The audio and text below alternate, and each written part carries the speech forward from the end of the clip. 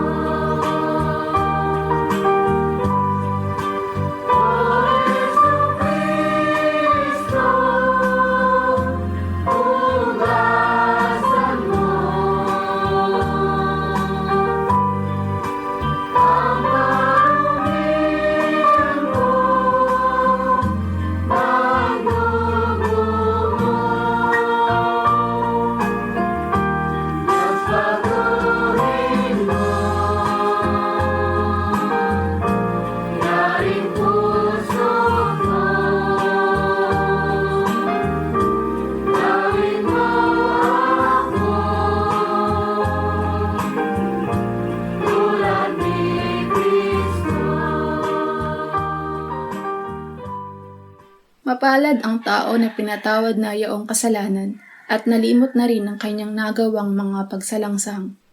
Mapalad ang taong sa harap ng Panginoon ay di na pinararatangan ng kasalanan, dahilan sa siya ay hindi nanlilinlang. Noong hindi ko pa naipahayag yaring kasalanan, sa buong maghapon ako'y nananangis sa matinding lumbay. Sa araw at gabi, bigat ng kamay mo ang nararamdaman. Ano pa't wala nang nalalabi akong lakas sa katawan. Hamog ang kaparis, dagling na tayo sa sikat ng araw. Ako ay lumapit sa iyong harapan at salay inamin. Ang aking nagawang mga pagsalansang di ko inilihim. Pinagpasyahan ko ang lahat ng ito sa iyo'y idaing at aking natamo ang iyong patawad sa sala kong angkin. Mga minamahal, sinasabi sa unang Juan, Kabanata 1, Talata 9, kung ipinapahayag natin ang ating mga kasalanan, maaasahan nating ipatatawad sa atin ng Diyos ang mga ito at lilinisin tayo sa lahat ng ating kasamaan sapagkat siya ay tapat at matuwid. Salamat sa iyo, O Diyos. Pinatunayan mo ang iyong pag-ibig sa amin nang si Kristo ay mamatay para sa amin noong kami mga makasalanan pa. Ngayon ay buksan mo ang aming mga labi at kami ay magpupuri sa iyo.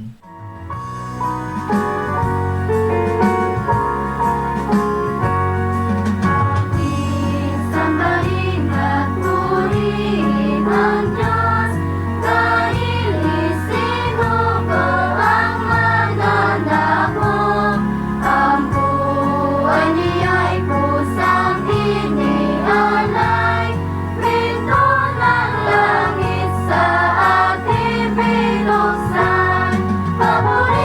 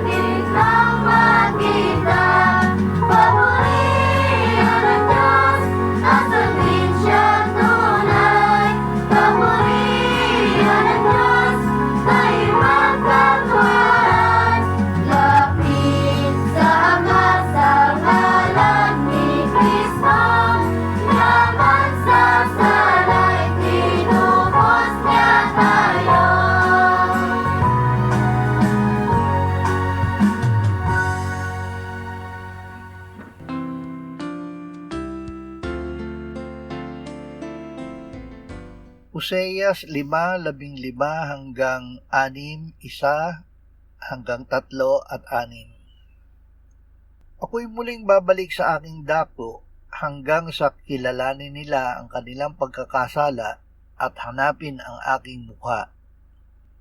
Sa kanilang pagdadalabhati ay hahanapin nila akong mainam.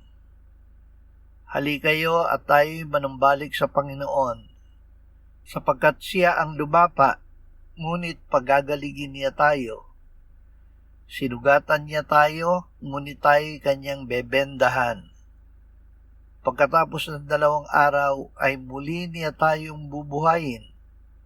Sa 3 araw ay ibabangon niya tayo upang tayo'y mabuhay sa harap niya. At ating kilalanin, tayo'y magpatuloy upang makilala ang Panginoon. Ang kanyang paglabas ay kasintiyak ng bukang liwayway, at siya'y paparito sa atin na parang ulan, tulad ng ulan sa tagsibol na dumidilig sa lupa. Sapagkat nalulugod ako sa katapatan kaysa alay, ng pagkilala sa Diyos kaysa mga handog na sinusunog. Aminin ang kasalanan at hanapin ang Diyos. Ang pagsisisi ay hindi lamang pagtigil sa pagkakasala. Ito ay buong pusong pagbabalik sa Diyos na umaasa sa kanyang habag at pagnanais na sumama sa Kanya.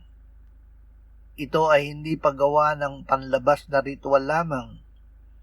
Hindi hinahanap sa atin ng Diyos ang dami ng ating mga handog o gawaing pangrelihiyon.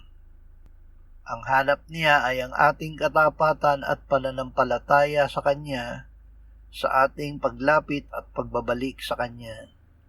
Awit 119, 65 hanggang 68, 71 at 72. Ginawan mo ng mabuti ang iyong lingkod o Panginoon ayon sa iyong salita. Turuan mo ako ng mabuting pagpapasya at kaalaman, sapagkat ako'y sumampalataya sa iyong kautusan. Bago ako nagdalamhati ay naligaw ako, ngunit ngayon tinutupad ko ang salita mo. Ikaw ay mabuti at gumagawa ng mabuti. Ituro mo sa akin ang iyong mga tuntunin. Mabuti sa akin na pinapagkumbaba ako upang aking matutunan ang mga tuntunin mo. Ang kautusan ng iyong bibig ay higit na mabuti sa akin kaysa libu-libong pirasong ginto at pilak. Ang naglalapit sa atin sa Diyos. Ang kabutihan ng disiplina ng Diyos ay naglalapit sa atin sa Kanya. Tayo ay dinidisiplina niya upang tayo ay maging mapagpakumbaba, upang magpaakay sa Kanya at hindi maligaw. Mas mahalaga sa Diyos na matuto tayo ng Kanyang mga utos kaysa sa material na kayamanan, gaya ng ginto at pilak, dahil ang Kanyang salita ay nagbibigay ng tamang direksyon sa ating buhay. Ang lahat ng ginagawa ng Diyos, maging ito ay pagpapala o disiplina, ay nagmumula sa Kanyang likas na kabutihan at katapatan. Ang mga ito ay paraan ng Kanyang pagmamahal sa atin upang maranasan natin ang Kanyang katuwiran sa ating pamumuhay. Roma 4:20 hanggang 25. Gayunman si Abraham ay hindi nag-alinlangan sa pangako ng Diyos sa pamamagitan ng di paniniwala, kundi pinalakas siya ng pananampalataya habang niluluwalhati niya ang Diyos, at lubos na naniwala na kayang gawin ng Diyos ang kanyang ipinangako. Kaya't ang kanyang pananampalataya ay ibinilang na katuwiran sa kanya. Ngayon hindi lamang dahil sa kanya isinulat ang salitang sa kanya'y ibinilang, kundi dahil din naman sa atin na ibibilang sa atin ang mga sumasampalataya sa kanya na muling bumuhay kay Jesus na ating Panginoon mula sa mga patay, na ibinigay sa kamatayan dahil sa ating mga pagsuway at muling binuhay upang tayo'y ariing ganap. Pangi sa paraan ng pananampalataya.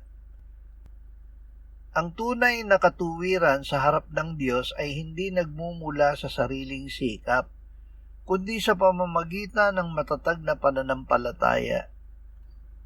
Katulad ni Abraham na nanalig sa pangako ng Diyos kahit tila imposible, tayo rin ay itinuturing na matuwid kapag sumasampalataya tayo sa kapangyarihan ng Diyos na muling bumuhay kay Jesus na namatay para sa ating mga kasalanan at muling nabuhay para tayo ay mapatawad at magkaroon ng bagong buhay at ariing ganap. Mateo 9:9-13. Habang si Jesus ay naglalakad mula roon, nakita niya ang isang tao na tinatawag na Mateo na nakaupo sa tanggapan ng buwis. Sinabi niya sa kanya, "Sumunod ka sa akin." At siya ay tumayo at sumunod sa kanya. Habang nakaupo siya sa may hapagkainan sa bahay, dumating ang maraming maniningil ng buwis at mga makasalanan at umupong kasalo ni Jesus at ang kanyang mga alagad. Nang makita ito ng mga Pariseo, sinabi nila sa kanyang mga alagad, "Bakit nakikisalo ang inyong guro sa mga maniningil ng buwis at mga makasalanan?" Ngunit nang marinig niya ito ay sinabi niya, "Ang mga walang sakit ay hindi nangangailangan ng manggagamot, kundi ang mga may sakit. Kaya humayo kayo at pag-aralan ninyo kung ano ang kahulugan nito. Habag ang ibig ko at hindi handog. Sapagkat hindi ako pumarito upang tawagin ang mga matuwid, kundi ang mga makasalanan." Ibig ng Panginoon na siya ay mahabag. Ang Panginoong Hesus ay naparito hindi para sa nag-aakalang sila ay matuwid na, kundi para sa mga aminado na sila ay may sakit at lugmok sa kasalanan. Ang pagtawag niya kay Mateo ay patunay na walang sino man na labis ang pagiging makasalanan para hindi niya tawagin na sumama sa kanya. Mas mahalaga sa Diyos na siya ay mahabag sa nagsisising makasalanan kaysa sa mga gumagawa lamang ng relihiyosong ritual o sakripisyo na walang pag-ibig. Inihambing ni Jesus ang kanyang sarili sa isang doktor. Ang layunin niya ay magpagaling ng espiritual na karamdaman, kaya siya ay lumapit sa mga nangangailangan ng pagpapatawad at paglilinis. Ang pintuan ng kaharian ng Diyos ay bukas sa lahat ng mapagpakumbabang lumalapit at kumikilala ng kanilang pangangailangan sa Diyos. Ang tunay na katuwiran. Ang tunay na katuwiran at ugnayan sa Diyos ay hindi nakukuha sa pamamagitan ng panlabas na ritual o sariling sikap, kundi sa pamamagitan ng mapagpakumbabang pagkilala sa ating kasalanan at buong pusong pananampalataya sa habag ng Diyos. Nakikita ng Diyos ang ating puso. Mas mahalaga sa Kanya ang tapat na pagbabalik loob natin at paghingi ng Kanyang habag kaysa mga handog. Ang pagpapakumbaba kapag tayo ay itinutuwid ng Diyos ay naglalapit sa atin sa Kanya.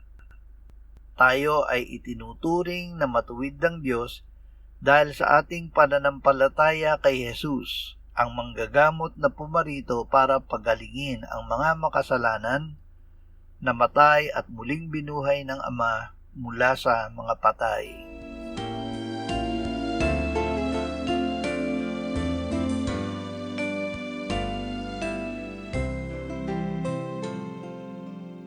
Manalangin tayo. Panginoong Hesus, sinabi mo, malibang kainin ninyo ang laman ng anak ng tao at inumin ang kanyang dugo, kayo ay walang buhay sa inyo. Ang sino mang kumakain ng aking laman at umiinom ng aking dugo ay may buhay na walang hanggan, at akin siyang muling bubuhayin sa huling araw. Sapagkat ang aking laman ay tunay na pagkain, at ang aking dugo ay tunay na inumin. Siya na kumakain ng aking laman at umiinom ng aking dugo ay nananahan sa akin at ako sa Kanya. Kung paanong buhay ang Ama na nagsugo sa akin at ako ay nabubuhay sa pamamagitan ng Ama, gayon din siya na kumakain sa akin. Siya man ay mabubuhay sa pamamagitan ko. Panginoong Hesus, aming tagapagligtas, tinatanggap ka namin sa oras na ito bilang aming tinapay ng buhay. Tinatanggap namin ang iyong katawan na ipinako sa krus, namatay, inilibing, pinuhay na muli at iniakyat ng Ama sa kanyang kanan sa langit bilang aming tunay na pagkain. Tinatanggap namin ang iyong dugo na nabuhos sa ikapagpapatawad ng aming kasalanan bilang aming tunay na inumin. Manahan at mabuhay ka sa amin upang kami ay mamuhay sa pamamagitan mo kung paanong ikaw ay namuhay sa pamamagitan ng Ama. Salamat, Ama, sapagkat dahil kay Kristo, kami ngayon ay nakapamumuhay kasama mo kaisa ng Espiritu Santo. Sa iyo ang lahat ng kalwalhatian, ngayon at magpakailanman. Amen.